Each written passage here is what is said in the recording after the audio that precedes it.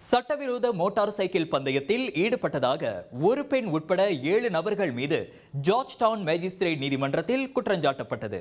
கடந்த 2022ஆம் ஆண்டு ஜூலை மாதம் 17ஆம் தேதி அதிகாலை 4:30 மணியளவில் நெடுஞ்சாலையில் மற்றவர்களுக்கு ஆபத்தை விளைவிக்கும் வகையில் சட்டவிரோத மோட்டார் சைக்கிள் பந்தயத்தில் ஈடுபட்டதாக முகமது ஷஸ்வான் ஹபீஸ், முகமது அப்துல் சனி, முகமது ஷர்மான், முகமது சலீம் ஆகியோர் மீது மேஜிஸ்திரேட் நட்ரத்துன் நாயிம் முகமது சைடி முன்னிலையில் குற்றஞ்சாட்டப்பட்டது.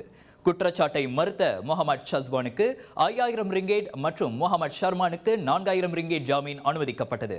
குற்றச்சாட்டை ஒப்புக்கொண்ட ஐவரில் 3 1000 ரிங்கேட் அபராதமும் இதர 2 2000 ரிங்கேட் அபராதமும் விதிக்கப்பட்டது.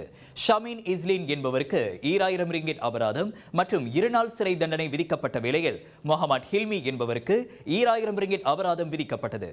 அந்த சட்டவிரோத மோட்டார் சைக்கிள் பந்தயத்தின் போது நிகழ்ந்த விபத்தில் சம்பவம் நிகழ்ந்த இடத்திலேயே 3 உயிரிழந்ததோடு மேலும் 2 பினாங்கு மருத்துவமனையில் சிகிச்சை பெற்ற போது மரணமடைந்தனர்.